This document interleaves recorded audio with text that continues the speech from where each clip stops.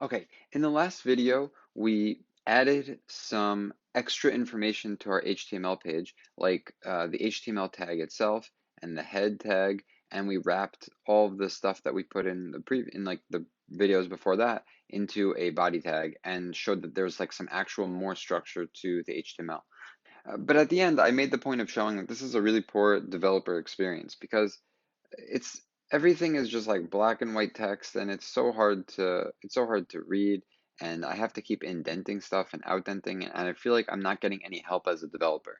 So right now I want to show you a tool that gives a lot better of a developer experience, and that tool is called Visual Studio Code. So you can download that from code.visualstudio.com. Just click the download button or whatever it shows. I'm sure you can figure out how to download it. But let me show you what it is. So I'm going to open it here. And now I'm greeted with the screen to like basically get started here. So it basically wants you to open up a file or create a new one. In this case, I'm going to open up our existing files. So I'm going to open up like my desktop folder here. And so if I click on this, you can see that in the right-hand side, all the same stuff that we edited before and created in this document over here is now shown over here. So let's just take a look about what this gives you. And let me jump into full screen. So there's a couple of really interesting things, but I think the number one thing off the bat is that you can see that there's something called syntax highlighting. So the syntax highlighting is stuff where like this this tool understands that we're trying to write an HTML page, and it knows that these angle brackets are important and the words inside are important, and it's giving us a lot of tips. It understands that the words inside here is just text, so it doesn't highlight them in red. It understands that this is an attribute of the tag and that this is the value of the tag, so it highlights those in different colors. So basically, we're already getting a lot of help, and you can see that if you just, like, let's say you took off this character, that something doesn't feel right because now the title is shown in white, but it's really supposed to be in red. So it gives me a hint that maybe there's some sort of issue over here. And so if I close that back, um, you know, now everything is back to the right color.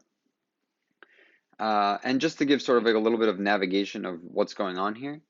So here we have the document that we can edit, and I can edit it here. Vacationing is really awesome, and I save the file, and then I come back to my page and I refresh, and there you go. So I get the same effect as if I was editing here, but it's a lot easier to read here. The other thing that you get is stuff like auto completion. So let me just try to show that. If I try to make another paragraph here, even as I type every character, it's already giving me some suggestions of what to type.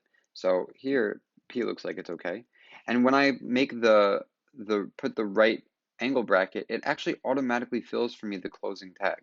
So I don't even have to think about that kind of thing anymore. That's one of the other benefits. Let's say I make a new HTML page. So I can do that actually over here. You get like a file navigator, and I can add a new file. I'm going to call this mypage.html. And when I do that, I have a blank page, but if I type HTML, you see how it's giving me these other options? I can enter this one, and look, it already gives me the full structure of the HTML page. So I have the head and some of these other things that we spoke about last time, and then the body is ready for me to fill in. So I don't even have to think about putting all of this stuff in. Basically, this tool Visual Studio Code is understanding what I'm trying to do as a developer to build web pages. Now, this isn't the only tool for this type of job.